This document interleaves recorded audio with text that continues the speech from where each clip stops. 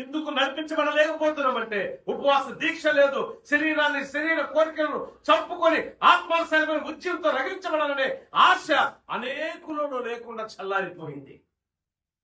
అది దేవుని ఉగ్రత మన మీదకి వస్తుంది. ఈ ఉగ్రత తప్పించుకోవాలి, ఈ ఉగ్రతను ఆపివేయాలంటే నీ దగ్గరే ఉంది మందు.